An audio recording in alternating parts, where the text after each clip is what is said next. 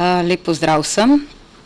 V teh dneh praznujemo 25. obletnico ustanovitve Demosa, ki je leta 1990 zmagal na prvih svobodnih volitvah. Do takrat smo, kot vemo, imeli enopartijski sistem, ki je obvladoval življenje s pomočjo takratnega jugoslovanskega vojaškega, policijskega in ideološkega aparata. Demos je v izjemno težkih časih naredil vse za osamosvojitev in demokratizacijo Slovenije. Ključni ljudje takrat, dr. France Tomšič, Janez Janša kot obrambni minister, Lojze Peterle kot prvi predsednik vlade, predvsem pa dr. Jože Pučnik so naredili izjemno delo. Ko je dr. Jože Pučnik predstavil združitev opozicijskih zvez v Demos, je decembra 1989 na novinarski konferenci dejal: "Odločili smo se, da prevzamemo odgovornost za slovensko državo." Šibko večino so izglasovali potrebne zakone za osamosvojitev Slovenije, kar je bila ključna točka Demosovega programa. Zato bi v teh dneh pričakovali arhivske posnetke teh izjemnih in neponovljivih trenutkov nastajanja naše države, predstavitev tega obdobja, delo Demosa in njegovih poslancev, dokumentarni film na RTV-ju o očetu naroda dr. Jožetu Pučniku, saj ga imajo, je bil posnet pred leti, o dr. Jožetu Pučniku, ki se je kljub preganjanju v nekdanjem režimu vrnil v svojo domovino s poslanstvom, da jo osvobodi totalitarnih verig in jo demokratizira. In kot je dejala doktorica Rozvita Pesek, avtorica knjige Pučnik, njegova veličina je v mladostni zagnanosti, idealizmu in nepopustljivosti. Prehod v samostojno Slovenijo pa ni spremenil družbe, marsikaj je ostalo tako, kot je bilo, zato lahko rečemo, da tranzicija ni uspela in zato lahko tudi rečemo, da imamo danes težave, ki jih imamo. Na večini področji so stvari ostale take, kot so bile, utrdile so se stare sile, namesto da bi se s tem končalo. Nismo odpravili in nismo premagali starih vzorcev razmišljanja, nismo decentralizirali države in nismo razbili monopolov, nismo kaznovali kršiteljev človekovih pravic, ostajamo ujetniki totalitarne misli. Resolucija 1096 Sveta Evrope o osvoboditvi totalitarnih režimov je predvidela tudi posledice neuspešnega prehoda v demokracijo. Takole pravi: "V najboljšem primeru bodo vladali oligarhija namesto demokracije, korupcija namesto vladavine prava in organiziran kriminal namesto človekovih pravic." Tudi zaradi tega je Slovenija že drugič morala sanirati banke. Če bi sistem deloval, bi po prvi sanaciji krivci odgovarjali. Vloženih je bilo veliko ovadb za divje lastninjenje, nepregledne bančne kredite strani takratne direktorice SDK Romane Logar sodelavci, a se ni zgodilo nič. Pravosodje zatajilo in tako omogočilo že drugo izropanje bank, posledično pa tudi povzročilo velike težave gospodarstvu. Zato trdim, da sodstvo nosi velik del odgovornosti za današnje težave gospodarstva. Na to je v svojem obisku opozoril tudi nemški predsednik Gauck z besedami: "Kar zadeva investicije, je pravna varnost zagotovo koristen element. Dodajam nujen element, če bi bil kaznovan prvi goljuf, prvi neplačnik prispevkov, neplačnik podizvajalcev, nikoli ne bi prišli tako daleč." In to je naloga organov pregona, predvsem naloga sodstva.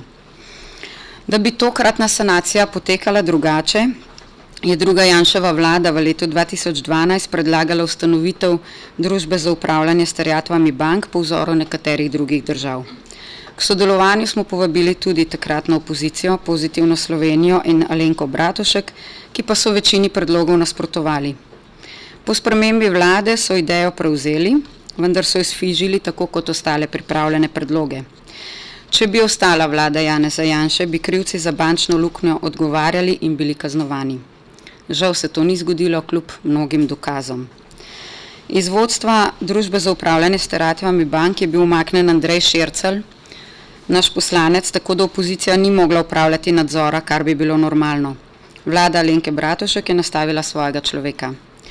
Sedaj vidimo, da stvari ne gredo v pravo smer, zato je poslanska skupina SDS predlagala, da bi Državni zbor priporočil Banki Slovenije, da v roku 30 dni pripravi in posreduje Državnemu zboru informacijo o vzrokih za nastalo tako imenovano bančno luknjo in vlogo Banke Slovenije pri tem kot bančnega regulatorja, učinkovitosti sistema korporativnega upravljanja bank v državni lasti in načinu reševanja posledic insolventnosti poslovnih bank. To so predlagali zato, ker koalicija onemogoča oziroma blokira obravnavo in sklepe v zvezi s to problematiko, v zvezi s problematiko bančne sanacije in delovanja družbe za upravljanje terjatev bank. Problem v družbi niso samo plače, ampak predvsem upravljanje z naložbami ter nekatere odločitve, kot na primer T2 v stečaj, prodaja stanovanj v Celovških dvorih in druge.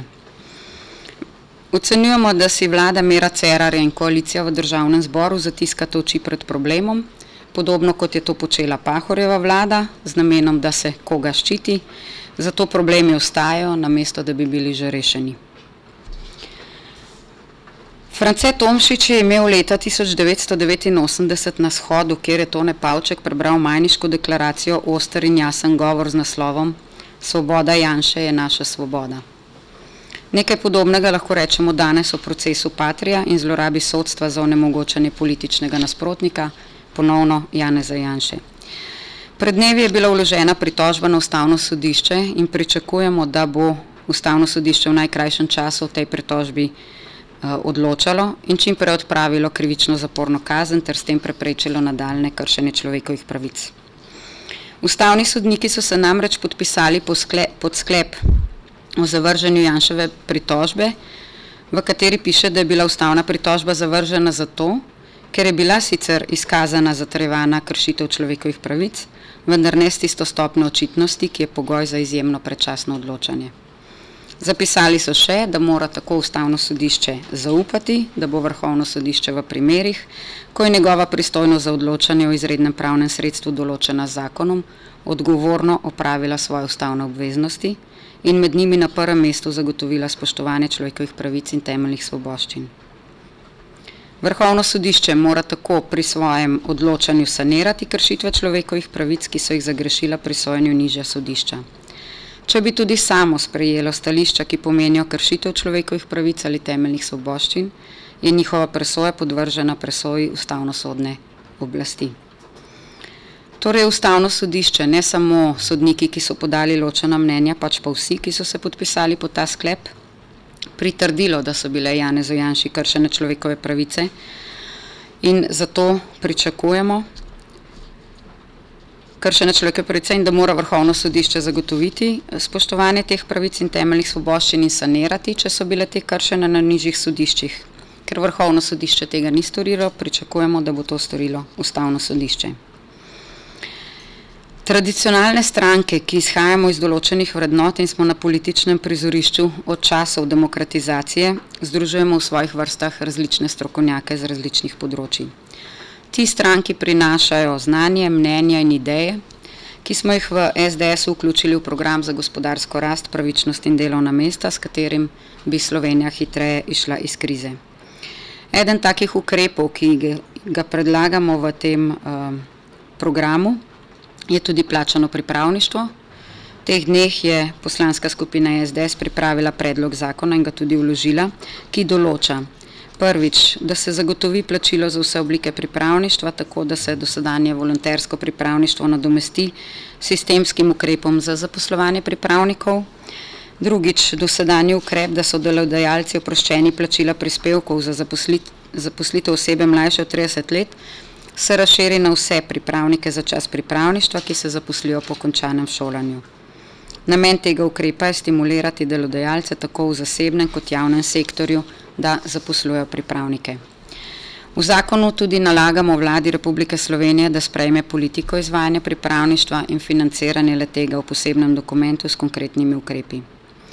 Sami zagovarjamo načelo, da vsako delo šteje, tako bodo vsi pripravniki poleg minimalne plače, ki je predpisana v zakonu, imeli plačane tudi druge prispevke.